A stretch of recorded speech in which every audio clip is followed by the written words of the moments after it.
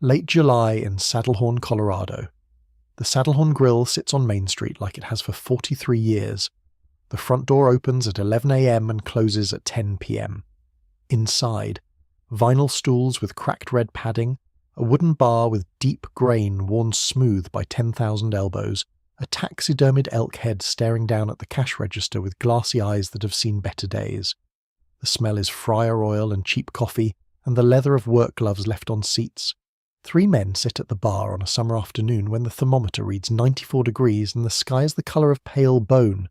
A man walks in, broad shoulders, faded denim work shirt with rolled sleeves, dark brown hair, short scruffy beard, a leather belt with a brass buckle that catches the light from the string of Edison bulbs.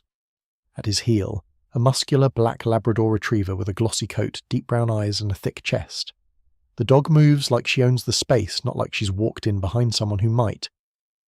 The man at the bar is Rick Talmadge, 52 years old, sunburned from his neck to his hairline, owns half the commercial property in Saddlehorn and thinks he owns the other half by right of inheritance. He turns on his stool when the man and the dog approach the counter, grins, not a kind grin. "Jesse," Rick says, "I heard something on the radio at lunch. You paid 12 grand for Harlan Weber's grain silo?" The man, Jesse, doesn't answer right away. He signals to the waitress that he'll have a coffee and a sandwich, pauses to let the dog settle on the cool tile floor by the kitchen door. "That's right," Jesse says. Rick laughs, loud. Oh, the kind of laugh that's designed to carry. The 2 other men at the bar turn their heads. "That thing's been empty since 2004. Rats nested in the top grain chute in 2007. You paid 12 grand to own a concrete hole in the ground." One of the other men, Dale, who runs the hardware store, shakes his head and smirks. The waitress brings the coffee. She's in her 30s, been working here long enough to know what ridicule looks like. She doesn't smile, but she's not laughing either. Jesse wraps his hands around the mug.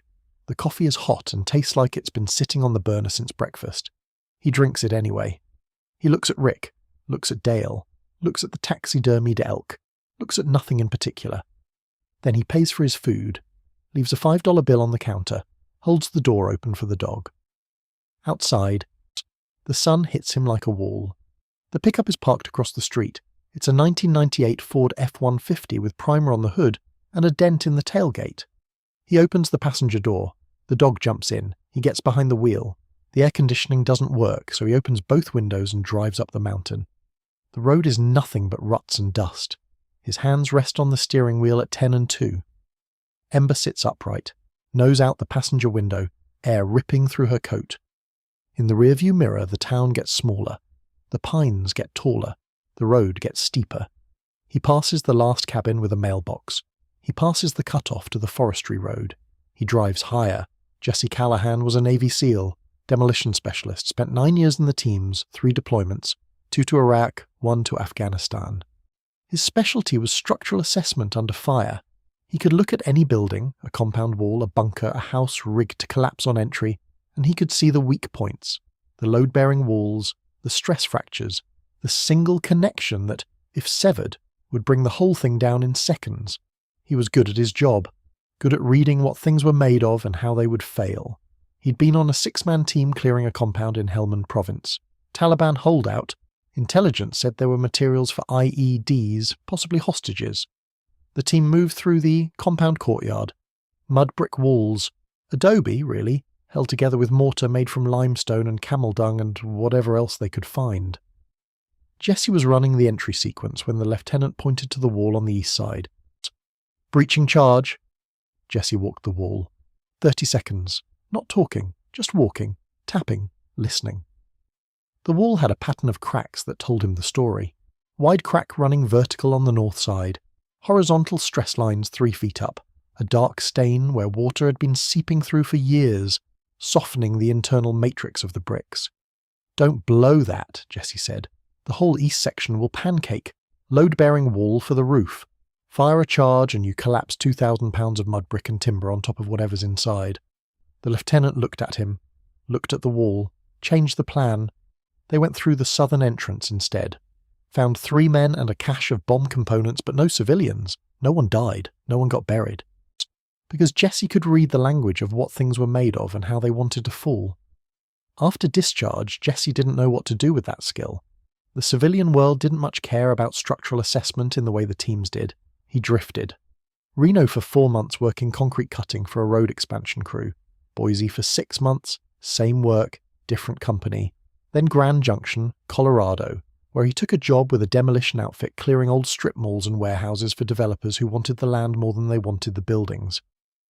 One day in July, driving home from a job site, he saw a gas station that had burned.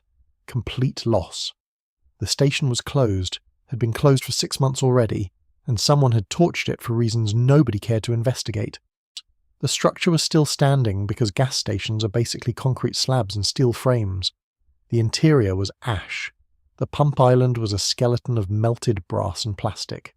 He stopped. He didn't know why. Something about the geometry of the thing, how it stood there useless and alone on the edge of the highway. He got out of the truck. The air still smelled like burned fuel and plastic. The sun was starting to set, and the light was that orange colour that comes at the end of a hot day. He walked around the ruins, nothing to see, nothing to salvage, nothing but concrete and ash.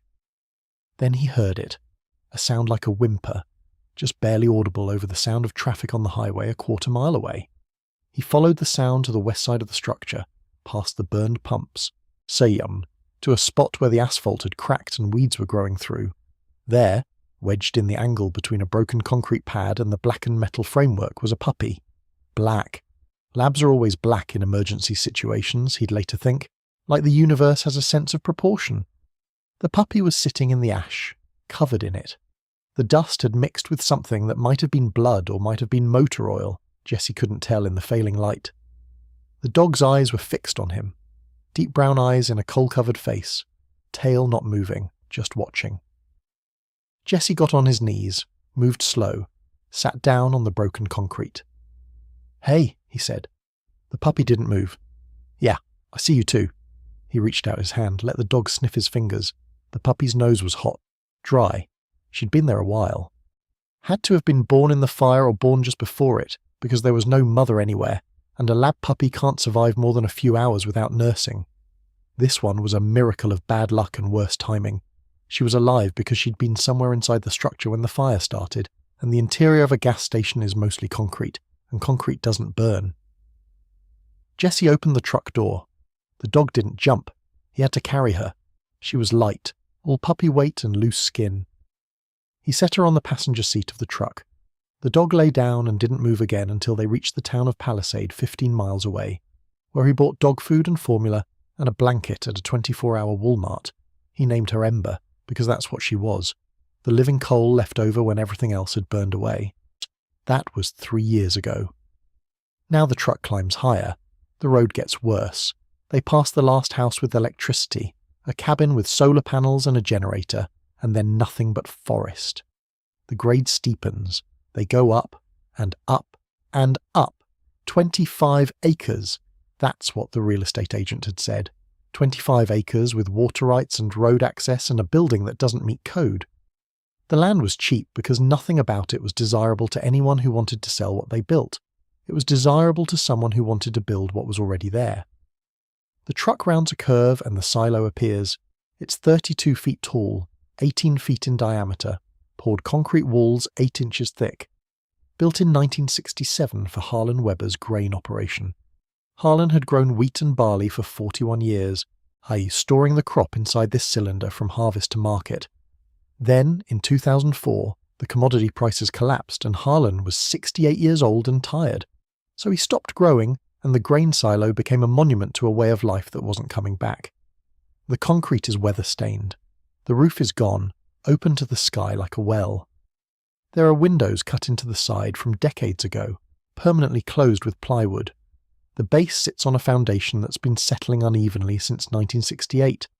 Around it, 30 acres of overgrown grass, dead pine trees killed by beetle infestations, scattered debris from the original homestead. The chimney from the main house still stands, a lonely vertical line in the overgrowth. Jesse stops the truck, doesn't get out right away. He just sits and looks at it. Ember sits up, whining softly, and puts her paws on the dash. "Yeah," Jesse says, "that's it." He gets out. Ember follows. They walk around the silo's base. Jesse taps the concrete with his knuckles as he walks. not looking for anything specific, just listening to what the concrete tells him. Thump, solid, thump, solid, thump, hollow. The hollows are old damage, settling freeze-thaw cycles, water seeping through the mortar of the joints. The concrete is sound. The rebar grid is visible as rust stains running in a regular pattern. 8-inch walls, good walls, walls that will stand against time and weather and almost anything else you throw at them. Ember is more interested in the base. She sniffs along the perimeter until she finds a gap where cool air flows from beneath the structure. The air is noticeably colder than the air above ground. A breeze that carries the smell of earth and stone and water. In there, Jesse asks. The dog crawls partway into the gap. Her tail disappears after her. Jesse gets on his belly, takes a flashlight from his truck, crawls into the gap after her. What's beneath the silo floor is a root cellar. Natural, not dug. Water carved it over millions of years. The bedrock ceiling is maybe 3 feet down, and the floor is hard-packed sand. Cool air flows through the space like the earth is breathing. And somewhere in the dark, Jesse can hear it. Water. Not much. A seep. But water. He spends 30 minutes on his belly in that root cellar, listening, finding the trickle, estimating its volume. 5 gallons a day maybe. Maybe 6. Constant year-round flow from an aquifer that never goes dry because it's fed by snowmelt from peaks that are 10,000 feet high. When he crawls back out, Ember is waiting, covered in dust, tail wagging. Yeah, Jesse says, we can work with this. Over the next 3 weeks, Jesse buys materials, concrete sealant, mineral wool insulation, window frames, a propane stove, steel shutters, galvanized pipe, solar panels, a 2,000-gallon agricultural cistern, sand and gravel for filtration. He drives to Denver twice for specialty items. He fills notebooks with measurements and calculations, load-bearing capacity, wall thickness ratios, ventilation requirements. He draws floor plans on graph paper with a mechanical pencil, every line precise, every measurement checked twice. He's building a shelter. That's what he tells himself. First, a place to survive, a structure that will hold when everything around it is falling apart. The first actual work starts in August. He's cutting window openings in the concrete, renting a concrete saw for $200 a day, marking where the windows will go with chalk. The saw is a monster, rotary blade, water feed, noise that echoes off the canyon walls. He works in the early morning before the heat gets bad. Ember retreats to the tree line, tail down, ears flat, until the cutting is done. The cutting takes 4 days. The dust is thick and choking. The concrete is harder than he expected, harder than mud brick for sure. The blade gets hot. He has to stop every hour to let it cool. By the end of the 4th day, he has 4 window openings, 2 facing north, 1 facing east, 1 facing west. No south-facing windows. In Colorado heat, you don't want sun pouring in through unshaded glass. Frank Delacroix shows up on the 5th day, just drives up the access road in a beat-to-hell Chevy pickup with custom steering modifications that look handmade. Frank is 71, silver St. Florian medal hanging under his flannel shirt, bad left shoulder that he holds at an angle that tells anyone paying attention that the joint is only held together by will and anti-inflammatory drugs and 30 years of practice carrying himself around a body that no longer does what he tells it to. He's carrying a case of water, a fire behavior manual from 1989 with pages marked and annotated, and a bag of elk jerky from his nephew's hunting trip. You the seal? Frank asks. How do you know? Jesse doesn't remember telling anyone at the hardware store. Small town. You bought Harlan's silo. The woman at the post office saw smoke from the concrete saw and asked around. Said it looked like you were either burning something down or doing something that might matter. Thought I'd drive up and check. Frank sets the water down. I'm Frank Delacroix. Was fire chief of Saddlehorn volunteer for 18 years before my shoulder decided I was going to retire whether I was ready or not. They talk for 2 hours. Frank walks the perimeter with Jesse, his limp barely noticeable to someone not paying attention but obvious once you know to look for it. They stop at each window opening. Frank asks questions about ventilation, about defensible space, about fire behavior in Colorado pine forests. He draws diagrams in the dirt with a stick showing Jesse how radiant heat moves through the air. How convection currents work, how the air itself can become a weapon at temperatures above 1,200 degrees. You know what kills people in a wildfire? Frank asks. not the fire itself. That's the thing nobody understands. People can survive a lot of heat for short periods. What kills them is that the air itself becomes toxic. The fire consumes all the oxygen and replaces it with carbon monoxide and other combustion byproducts.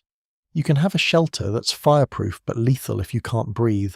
That's where most people go wrong. They think concrete is enough. It's not. You need ventilation that works even when the world outside is an oven.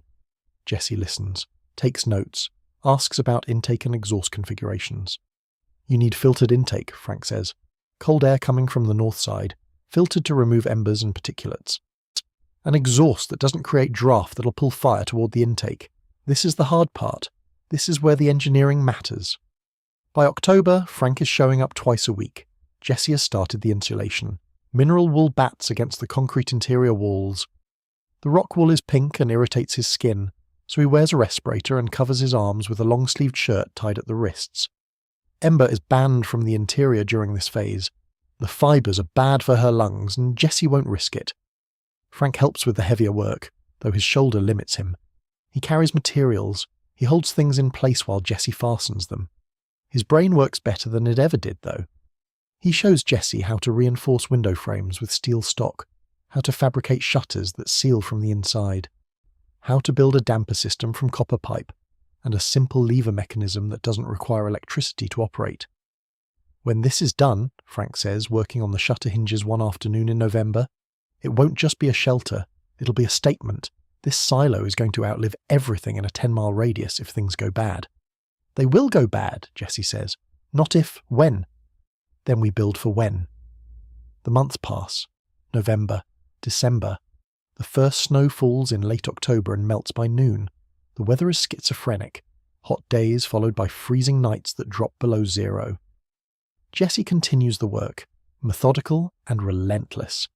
He installs the cistern in the root cellar, using a truck winch and timber skids to lower it through a hole. He's carefully cut in the concrete floor with a carbide bit and patience. The tank is 2,000 gallons, agricultural-grade steel, rust patina red where it's exposed. He positions it off-center, leaving room for the filtration system on one side and shelving on the other. The root cellar becomes a storage space.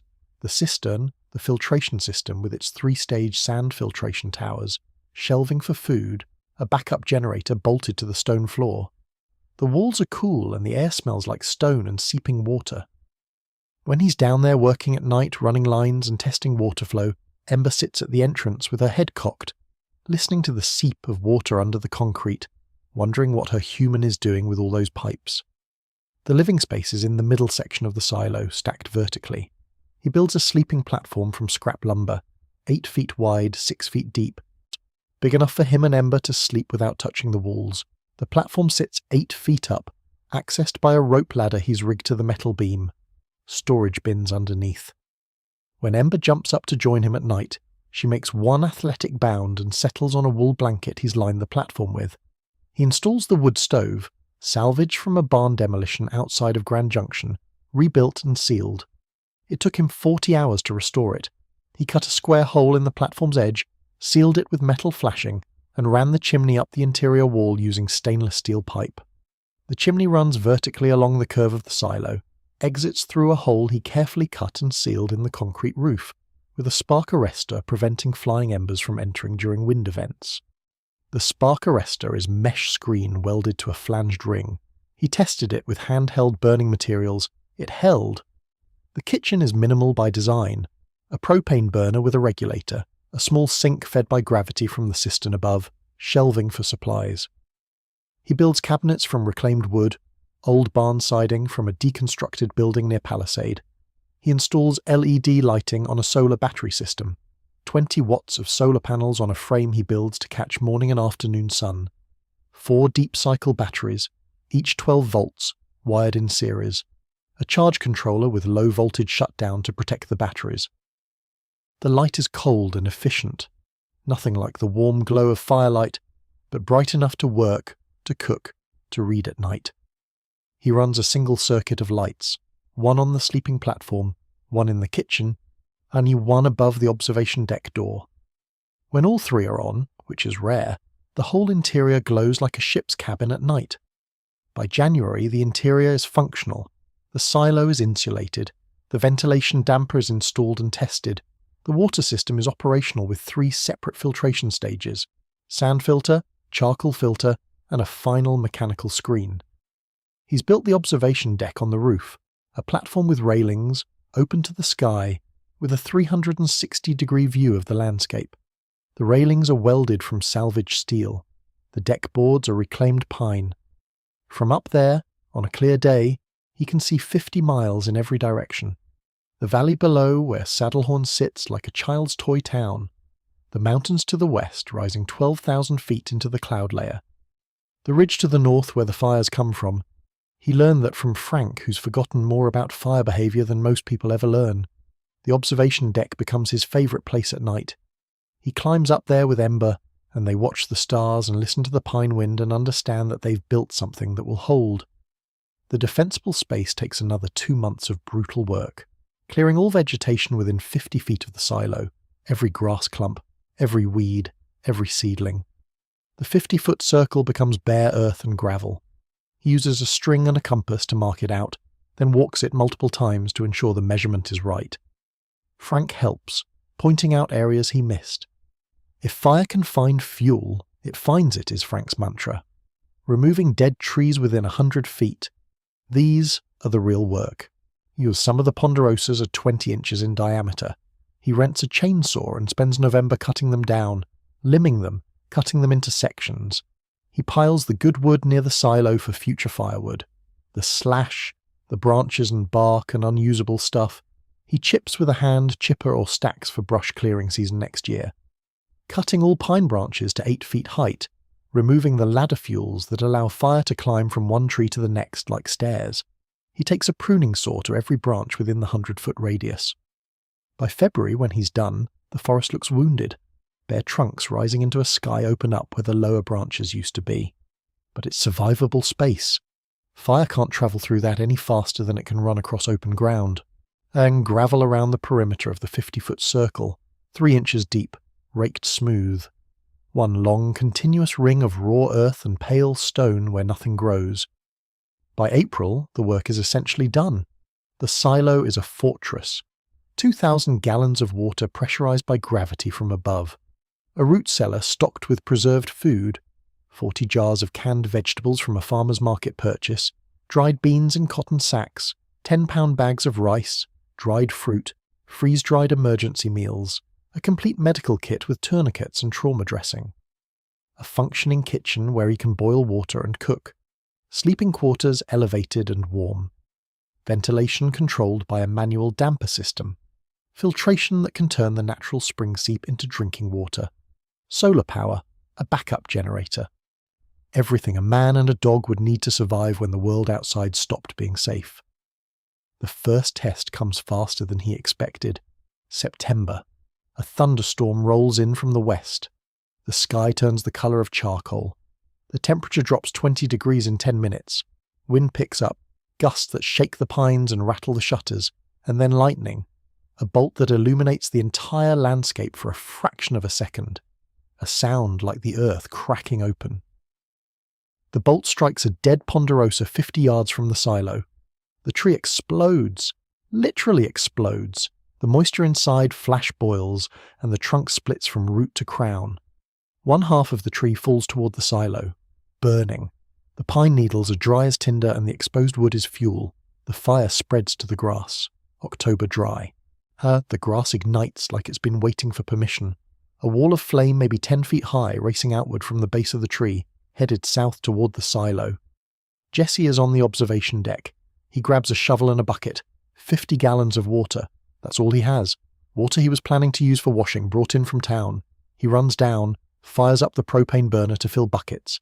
Ember is barking, pacing, panicking. Something in the dog's instincts is screaming danger.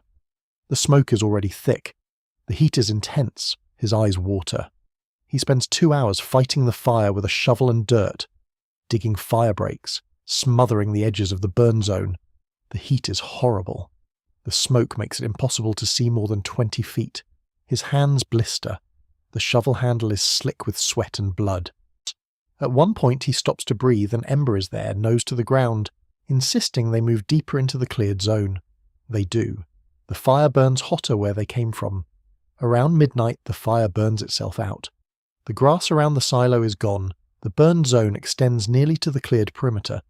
But the concrete is untouched. Warm to the touch on the outside, but undamaged. The empty root cellar stayed cool. The interior of the silo remained at ambient temperature. The ventilation system did exactly what it was supposed to do. He sits against the concrete wall at 2 a.m, exhausted, burned out, defeated, and successful at the same time. Ember is pressed against his leg. Her fur is singed on one side. She's trembling. He's trembling. And he starts to laugh. Not because it's funny, but because it worked. The silo held. The design worked. When the fire came, and fires are always coming to Colorado, the structure stood. "We can do this," he says to Ember. "We can actually do this." In October, Frank returns. Not just for weekends now, but regularly. 3 days a week he drives up from town, his truck loaded with materials and something else. Purpose. Frank drove fire department trucks for 31 years. He knows what it means to prepare. They work on improvements, reinforcing water lines against heat damage with copper wrap and insulation. Building more storage shelving in the root cellar, he makes a jig for the shelves and they bolt them to the stone walls, creating an emergency supply inventory with fresh food rotation on a spreadsheet. Frank has a system for everything. Frank brings books about fire behaviour, not just the manual he first brought, but newer studies, research papers from the 2021 fire seasons, a binder of clippings from fire service journals. They study them together in the evenings, sitting on the observation deck, Frank pointing at diagrams showing how convection works, how updrafts pull fire vertically, how a ridge concentrates wind and accelerates flame spread. Frank teaches Jesse about fire ecology, about how wildfires move through landscape depending on vegetation type and fuel moisture and wind patterns, about the factors that determine whether a structure stands or burns. Most of it comes down to that 50-foot circle. You can have the best walls in the world, Frank says, but if the fire has fuel within 50 feet, the radiant heat will find the gaps, windows, vents, doors. The fire doesn't need to cross the perimeter. It just needs to cook the building from the outside until something cracks. And one afternoon, sitting on the observation deck watching the valley below turn golden with full light, Frank tells him about 1998. House fire, Frank says. Family of 4, mother, father, 2 kids, maybe 8 and 12. The parents got the kids to the master bedroom on the 2nd floor, thought they could wait for us there. But the stairwell filled with smoke faster than anyone expected.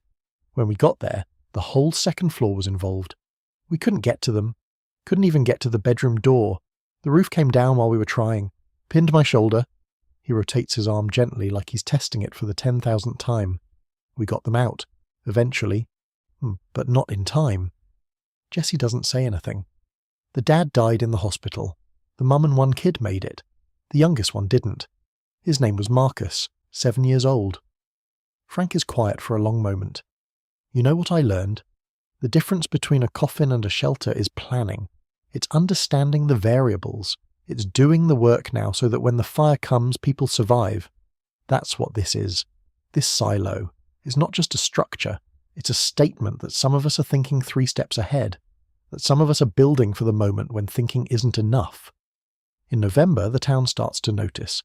The mail carrier, Donna Pruitt, sees chimney smoke from the Ridge Road and mentions it at the post office. Word gets around. That Navy SEAL is living in the silo. People drive up on weekends to look. The cleared brush circle visible from the highway below. Some folks shake their heads, some are curious. A rancher's kid, maybe 12 years old, shows up one Saturday and asks to see inside.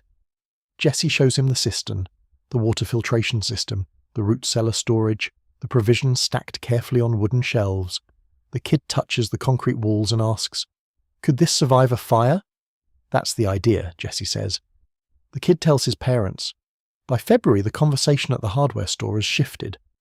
He's got more water up there than the town tank holds, and food stored, and air filtration. Rick Talmadge, sitting at the bar at the grill, just listens. Doesn't mock, doesn't speak. Just listens and thinks about everything he said that day in July. By April, Rick drives up the mountain, alone, and he stands at the base of the silo and looks up at it.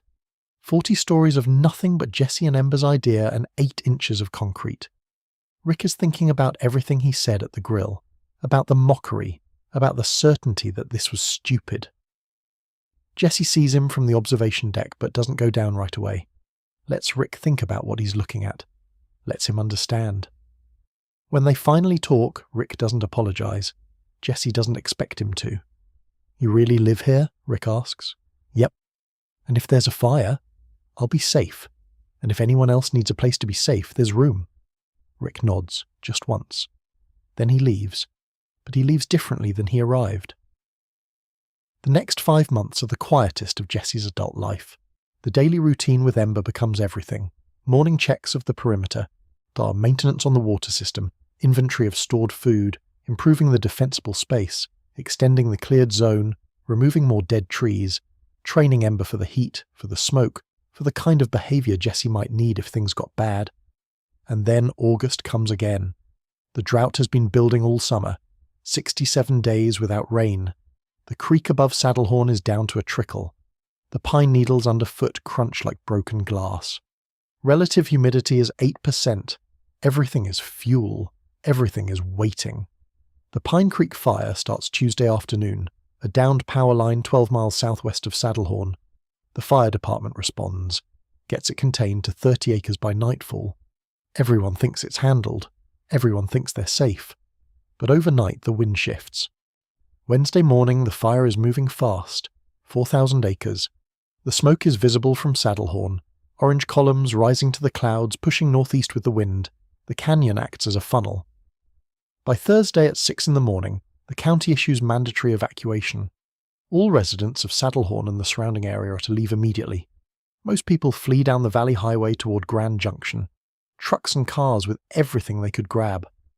By Thursday afternoon, the fire has jumped the highway south of town. The evacuation route is closed.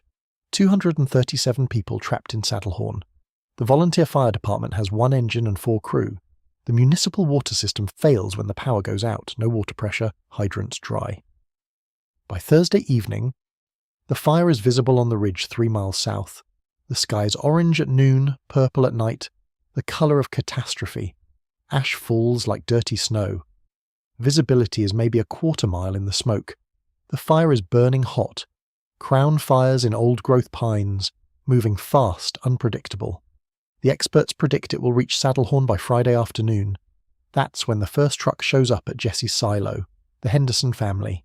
Dad, Mum, 2 kids, ages 6 and 9. The truck is loaded with everything they could grab.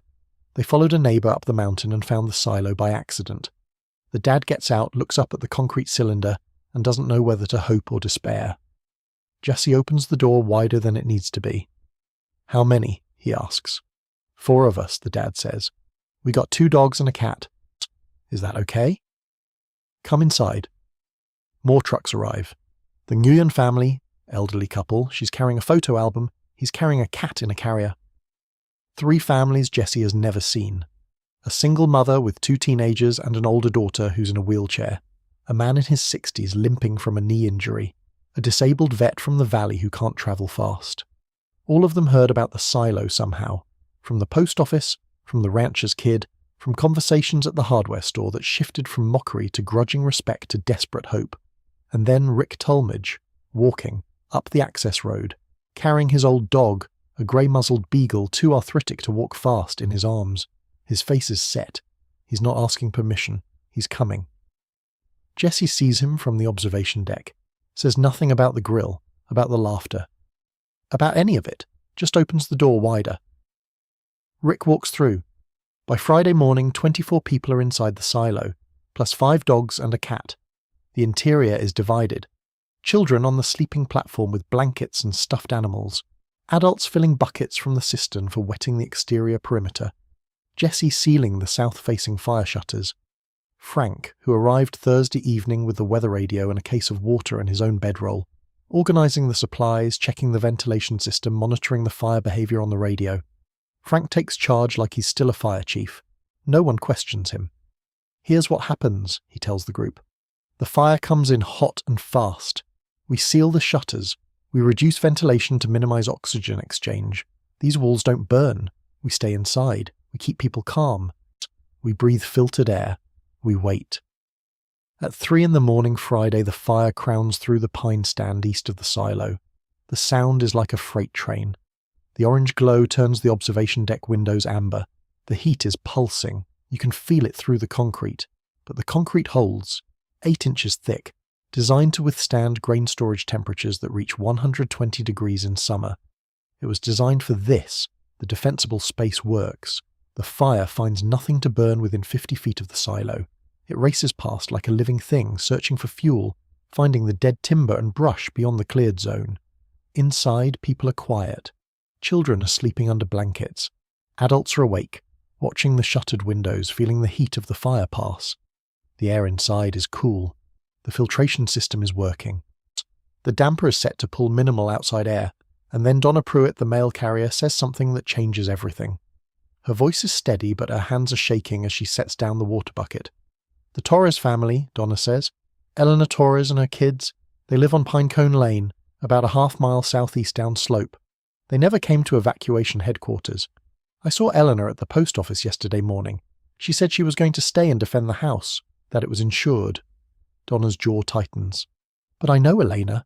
She wouldn't leave her kids. If she didn't come out, I don't think she made it. I don't think she made it out. The cabin is half a mile down the slope through the burn zone. The fire is passing now, moving northeast, but the ground is still burning. The temperature is still deadly. Survival time in that heat is measured in minutes, maybe 30, maybe less. Jesse doesn't discuss it, doesn't ask for permission, doesn't think about it. He wraps a wet blanket around himself, pulls it tight, ties the sleeves around his waist, takes a canteen of water and fills it in the cistern. It's warm now, almost hot, but it's still water. Looks at Ember. "We're going," he says. Frank grabs his arm, his bad shoulder, which slows him down, but the grip is strong. You can't see 20 feet in this smoke, you'll get lost. Ember can. You'll die out there. Maybe. Elena's kids definitely will if I don't go. Frank lets go, nods once. "I'll keep the door marked. Light from inside. When you come back, look for it." They go out into a world that no longer looks like Earth. The temperature is 140 degrees ambient. The smoke is thick and brown and sour. Trees that are still standing are burning internally. Fire eating them from the inside, the wood turning to ash. Flying embers rain down like hot snow. The ground is still burning. Grass turned to coals. The sky is black at 3 a.m. because the smoke layer above is 20,000 feet thick. Ember moves with her nose to the ground. She doesn't hesitate. She finds the trail by scent. Not necessarily the road Elena would have taken, but the scent path of refugees who fled earlier. Jesse stays a step behind her, his hand on the rope tied to her collar. They move fast because slow is death. Jesse pours water on Ember's paws every 100 yards. He stops, drops to a knee, splashes water on her pads. The dog doesn't stop moving. The paw pads are blistering pink underneath. Mine too, he thinks, and keeps moving. They reach the Torres cabin in just under an hour. The porch is smouldering. One wall is charred black but not collapsed. The eastern half of the roof is still partially intact. The structure is still standing. Inside, Elena Torres has the children, ages 5 and 8, behind wet mattresses propped against the east-facing wall. The 5-year-old is unconscious from smoke. The 8-year-old Marco is holding a flashlight, not panicking, just waiting. Elena nods when she sees Jesse. She doesn't question anything. "Come on," Jesse says. Elena grabs Marco's hand. "You got us?" "I got you." Jesse carries the 5-year-old. Elena carries Marco. Ember breaks trail back, finding the coolest ground, moving fast because she knows they're going home. 90 minutes through smoke and radiant heat. The 5-year-old is passed out in Jesse's arms. Eleanor is moving on Will alone, her eyes starting to swell from smoke. Marco is holding his mum's hand. Ember is leading them true, navigating by senses humans don't have. Frank is at the silo door when they emerge. He's illuminated the doorway with every LED lantern they have, creating a beacon. He's got water bottles ready and blankets warmed by the stove. 2 medics from the volunteer fire department are waiting. People who know how to treat smoke inhalation and burns. Ember collapses on her blanket by the stove. Her paws are burned, her coat is singed, her nose is blackened with ash. She laps water for 2 straight minutes, then extends fully, breathing hard, her flanks heaving. Frank kneels beside her without bending his bad shoulder and runs his hand down her ribs. "She did good," he says. "That dog did something tonight that most humans couldn't do." 31 people in the silo now. One less than will die in the fire zone outside. But for tonight, inside these walls, they're alive. Saturday morning, the fire passes east. Jesse opens the observation deck hatch to blue sky and the smell of char. Around the silo, a moonscape. Blackened pine skeletons. Ground still smoking. But the silo stands. Black char marks on the concrete exterior. Paint blistered. Completely untouched. The defensible space is now a ring of grey ash with the silo rising from the centre like an island in a dead ocean. The 31 people emerge one by one, children blinking in sunlight they might not have seen again. Elena Torres steps out and breathes air that's clearer. She reaches down and runs her hand over Ember's head. The dog's tail thumps once. Saddlehorn below is largely saved. The wind shift that pushed the fire toward Jesse's ridge pulled it away from town. Some outbuildings lost, some fences burned, but no homes in town. The Pine Creek fire burns 23,000 acres before containment. The National Guard arrives Monday. A lieutenant asks Jesse who engineered the shelter. Jesse nods toward Ember, sleeping on her blanket. "She found it. I just did the paperwork." News crews arrive Tuesday. Jesse declines interviews, Frank doesn't. The retired fire chief, sitting in front of the silo on a folding chair, talks about ventilation design and defensible space for 20 minutes. The local news runs it. The story goes regional. A Navy SEAL, a grain silo, a wildfire, a dog, a town that survived. Rick Talmadge finds Jesse at the hardware store a week later. Jesse is buying more PVC pipe to repair water lines damaged by heat. Talmadge stands in the aisle for a long moment. "I was wrong about all of it." Jesse looks at him. They don't shake hands. They don't embrace. They just acknowledge each other, one man to another, the words between them less important than the understanding. "Pipe's $4.50 a length," Jesse asks. Talmadge reaches behind the counter. "On the house, and the fittings, and anything else you need." By fall, the county fire marshal tours the silo. He's a woman named Carla Hernandez, 46 years old, 15 years in the fire service, and she understands systems. She walks the perimeter with a notepad, taps the concrete walls, examines the window shutters, studies the ventilation damper setup.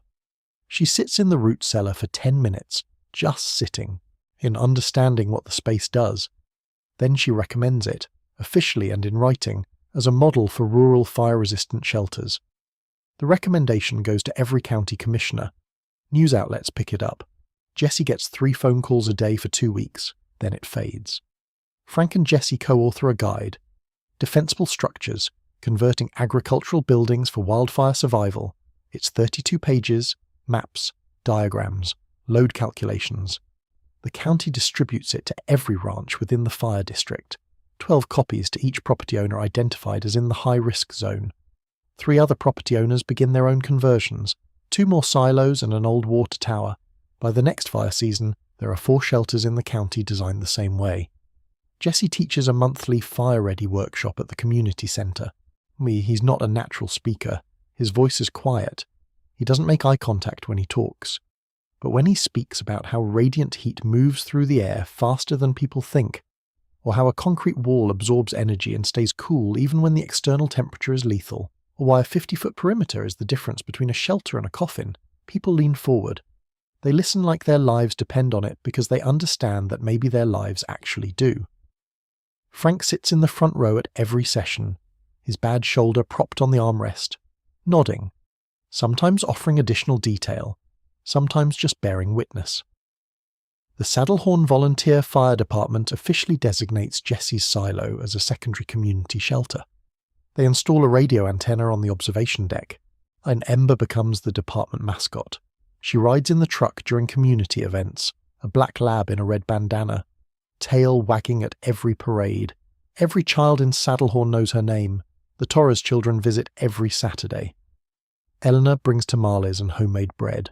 Marco asks Jesse to teach him how to read a structure. Jesse shows him how to tap concrete and listen, how to feel for weaknesses, how to understand what things are made of. Here's what demolitions taught Jesse about how things fall apart. Every building has a failure point, a load-bearing wall, a stress fracture, a connection that looks solid but isn't. A place where the engineer miscalculated or the contractor cut corners or the years of weather just wore it down enough. All structures fail eventually. That's not a question of if. It's a question of when and whether anyone is standing inside when it happens. Here's what the silo taught him about the opposite, how things hold together. Not because they're perfect, but because someone took the time to understand them, to plan for what might come, to build not for right now, but for the moment when everything changes. Here's what Ember taught him about walking into a fire without hesitation. The dog didn't know the danger wasn't real. She just knew someone on the other side needed help, and that was enough. Not courage, just need and response and the willingness to move toward the person who can't move toward you. What the town learned about the difference between a fool and a man who sees further than they do. The mockery at the grill was real, the laughter was real. But so was the door Jesse opened when the fire came. No conditions, no memory of insult, no score to settle. Just room and water and warmth and a black dog wagging her tail at the entrance. Final image, Jesse on the observation deck at sunset. Ember at his feet, muzzle on her paws, one ear cocked toward the valley. Below them the regrowth, green shoots pushing through char, the first wildflowers in the ash, the silo casting a long shadow down the hill, still standing,